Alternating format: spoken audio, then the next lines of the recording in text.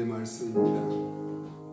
시편 27편 4절 말씀 우리 한 목소리로 합독합니다. 시편 27편 4절입니다. 내가 여호와께 바라는 한 가지 일 그것을 구하리니 곧 내가 내 평생에 여호와의 집에 살면서 여호와의 아름다움을 바라보며 그의 성전에서 사모하는 그것이라. 아멘. 한 가지 바라는 일이라는 제목으로 말씀을 나누고자 합니다. 가장 행복한 사람, 세상에서 가장 행복한 사람은 어떤 사람인가? 자기가 하고 싶은 일을 하는 사람입니다. 그 다음으로 행복한 사람은 자기가 하고 싶은 일은 아니지만 최선을 다하는 사람이 그 다음으로 행복한 사람입니다. 그럼 불행한 사람은 어떤 사람입니까? 자기가 하고 싶지 않은 일을 억지로 하는 사람이 불행한 사람이죠. 우리는 하고 싶은 일을 하고 최선을 다하는 믿음의 사람들이 될 수 있기를 예수님의 이름으로 축원합니다. 아멘. 운동선수는 상대와 시합할 때가 가장 행복하죠. 춤꾼은 춤을 출 때가, 가수는 노래를 부를 때가, 일꾼은 일을 할 때가 가장 행복한 것이죠. 왜냐하면 그 일을 위해서 준비하고 기다려 왔기 때문입니다. 그러므로 우리는 예수님께서 이긴 싸움, 그 싸움을 싸우고 이겼기에 하나님의 말씀을 들을 때와 기도하고 찬양할 때가 가장 즐겁고 행복해야 하는 것입니다. 싸움에는, 운동에는 두 종류가 있죠. 이기고 싸우는 것과 싸워서 이기는 것. 이기고 싸우는 것, 이미 이긴 싸움에서 이기는 싸움을 말합니다. 우리는 예수님이 이기신 싸움에서 출발하여 늘 이겨놓고 싸우기 때문에 승률은 100%죠. 그러나 싸워서 이기는 것은 그 승패를 장담하기가 어렵습니다. 그래서 경기 내내 불안하고 초조하죠. 만약에 그 싸움에서 지면 패배자는 비참한 현실을 맛보게 되는 것입니다. 사실 우리의 앞날도 예측이 불허된 상황입니다. 그러나 우리는 믿음으로 고백하며 확신으로 담대하게 나아가면 반드시 승리하기 때문에 염려할 필요는 없는 것이죠. 우리는 예수님이 이기신 싸움에 편승해서 나아가기 때문입니다. 어느 여가수, 영문 이니셜로 앞이 B자로 시작되는 유명한 여가수가 트레이너, 운동을 가서 코치를 받는데 그 운동을 가르치는 트레이너가 아주 유능한 사람이에요. 아주 운동을 잘 가르칩니다. 노래만 잘하기 위해서는 몸도 건강해야 하기 때문에 가수들도 트레이너를 받는다고 하죠. 근데 그 운동을 가르치는 트레이너가 늘 그 가수에게 그런 이야기를 했다고 해요. 나는 다음에 배우가 돼서 장차 할리우드에 설 것이다. 그랬더니 그 여가수가 볼 때는 그 얼굴로, 그 모습으로는 배우가 되는 것이 상상이 안 가고 도저히 이룰 수 없는 꿈 같아서 뭐라고 하려다가 그냥 나름대로 자신의 고백이니까 그냥 알고만 있었다는 거예요. 그런데 20년이 지난 이후에 그 배우가 되었고 할리우드에서는 이제 대스타가 된 그런 자리에 서고 난 이후에 만나서 물었다는 거예요. 오빠, 20년 전에 나에게 한 이야기를 기억하느냐라고 물었을 때 그 사람은 그렇게 대답했다고 해요. 나는 한 번도, 단 하루도 배우가 되고 할리우드에 서는 날을 잊어본 적이 없었다라고 이야기해요. 그 사람이 우리 교회 앞에서 악인전이라고 하는 영화를 촬영할 때 저 3층에서 보았던 적이 있어요. 대스타는 대우하는 것도 다르더라고요. 다 대역들이 하고 마지막에 차에서 나와서 움직이는 그 자세 한 것을 하기 위해서는 며칠 동안 계속 다른 스태프진들이 움직이는데 신발을 갈아 신는데도 두 스텝이 한쪽 신발을 가지고 와서 신겨주는 그런 모습까지 보았어요. 마동석이라고 하는 사람이죠. 지금은 이제 대배우가 되어서 광고도 많이 찍고 있는 사람이 그때 당시 20년 전에는 트레이너였대요. 배우가 될 가능성이 전혀 없어 보이는 외형을 가졌지만은 그가 그렇게 고백한 대로 대스타가 되어서 할리우드에 유명한 배우가 될 수 있었다라고 하는 거죠. 사람은 누구나 꿈을 가지고 목표를 가지고 그것을 이루고자 나아간다면은 성취된다는 그런 이야기를 드리고 싶은 것입니다. 우리는 예수님이 지신 십자가의 사랑을 하루도 잊고 살아서는 안 된다라고 하는 것이죠. 얼마나 고맙고 감사한 일이냐는 겁니다. 고라자선의 고백인 시편 84편 10절에서는 주의 궁정에서 한 날이 다른 곳에서 첫날보다 낫다라고 말합니다. 그리고 악인의 장막에 사는 것보다 내 하나님의 성전 문지기로 있는 것이 좋다라고 말하고 있습니다. 그러므로 우리의 행복은 주님을 향한 사랑과 열망으로 가득 차야 한다는 것입니다. 야곱이라고 하는 사람은 창세기 32장에서 하나님의 군대를 만나서 믿음의 조상의 믿음을 계승하고 약속의 말씀을 붙잡고 승리하여 이전의 육적인 야곱에서 영적인 사람 이스라엘로 변화되었죠.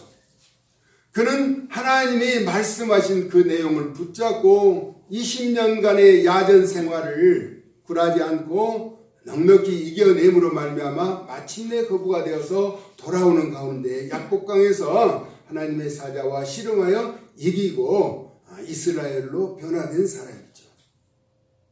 본문에서 다윗은 용장답게 이미 이긴 싸움의 승전보를 날리며 시작합니다. 내가 여호와께 바라는 한 가지 일, 그것을 구하리니 내가 내 평생에 여호와의 집에 살면서 여호와의 아름다움을 바라보며 그 성전에 사모하는 그것이다 라고 말씀하고 있습니다. 당시 시인 다윗이 처한 상황은 아들 압살롬의 반역으로 혼란한 시기를 보내고 있었습니다. 비탄시로도 여겨지죠. 그런데 내 평생에 여호와의 집에 살면서 여호와의 아름다움을 바라보며, 여기서 아름다움을 바라본다는 것은 하나님의 긍휼과 사랑을 덧입는 것을 말하고 있습니다. 그의 성전에서 사모하는 그것이라. 당시 상황이 어떠하든지 다윗은 오직 여호와 한 분만을 바라보고 살아가겠다는 것입니다. 왜냐하면 여호와는 나의 빛이시요 나의 구원이시니 내가 누구를 두려워하리요라고. 여호와는 나의 생명의 능력이시니 내가 누구를 무서워하겠느냐라고 말하고 있는 것입니다. 다윗은 여호와 하나님이 구원이시고 빛이고 생명이고 능력이시기 때문에 누구를 두려워하거나 무서워할 필요가 없다라는 고백인 것이죠. 어떤 존재도 어느 누구도 무서워할 필요가 없다는 것입니다. 다윗은 여호와가 빛이시고 구원이시며 생명과 능력이 되시기 때문에 어느 누구도 어떠한 존재라도 두려움과 무서움의 대상이 되지 않는다라고 하는 위대한 고백인 것입니다. 그래서 지금은 반역으로 인하여 도망자의 신세이지만 하나님께서 회복시켜 주실 것을 확신한 것이죠. 악인들이 내 살을 먹으러 내게로 왔으나 나의 대적들 원수들 그들은 실족하여 넘어졌도다라고 말합니다. 다윗을 제거하려고 다가온 반역의 세력들이 무너지게 된 사실을 말하고 있습니다. 이는 역모에 실패한 사실을 나타내고 있죠. 군대가 나를 대적하여 진칠지라도 내 마음이 두렵지 아니하며 전쟁이 일어나 나를 치료할지라도 나는 여전히 태어나리로다. 많은 군대가 몰려오는데, 그렇죠? 전쟁이 일어난 혼란한 상황에도 다윗은 여호와 하나님이 나의 빛이고 구원이시기 때문에 생명이고 능력이시기 때문에 두려워하거나 무서워하지 않는다라고 하는 것입니다. 이미 이기고 싸우는 승리자의 모습을 나타내주고 있는 것이죠. 본문의 승리자 다윗이 고백한 내용입니다. 내가 여호와께 바라는 한 가지 일이라는 것입니다. 곧 내가 내 평생에 여호와의 집에 살면서 여호와의 아름다움을 바라보며 그의 성전에서 사모하는 그것이다. 다윗의 일편단심, 오직 주님만 바라보며 의지하며 살아가겠다는 표현인 것이죠. 그러나 현실의 상황은 그렇지 않음에도 불구하고 하나님의 자신을 이기게 하시고 보호해 주실 것을 확신하죠.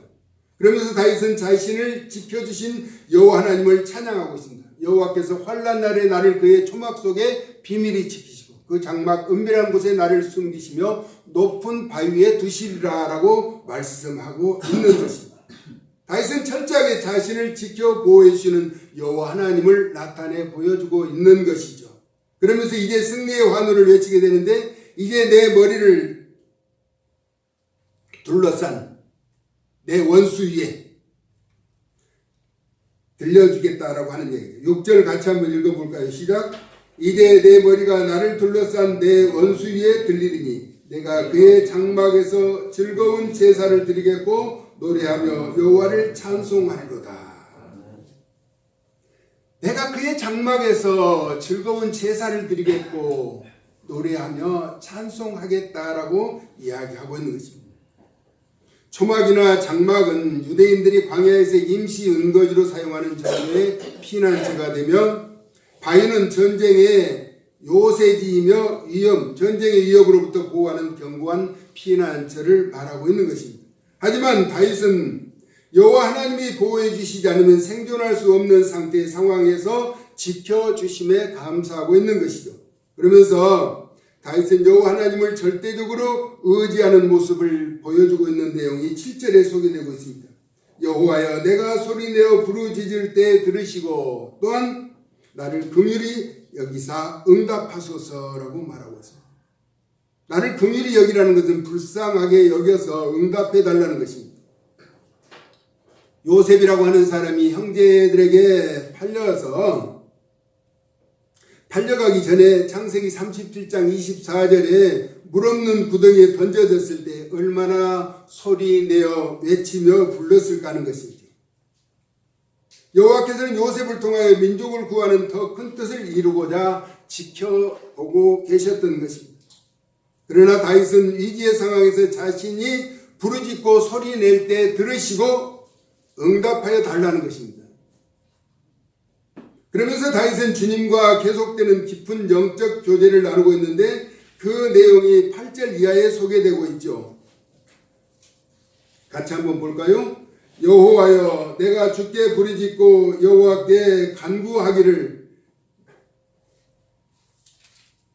27장 8절. 너희는 내 얼굴을 찾으라 하실 때 내가 마음으로 주께 말하되 여호와여, 내가 주의 얼굴을 찾으리다 하였나이다.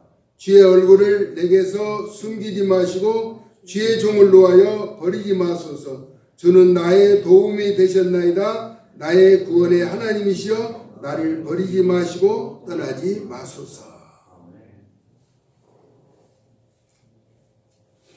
자신을 놓아여 버리지 말아달라는 것입니다. 숨지도 마시고 지켜달라는 것이죠. 왜냐하면 주는 자신의 도움이 되셨다는 것입니다. 나의 구원의 하나님이시여, 나를 버리지 마시고 떠나지 마소서라고.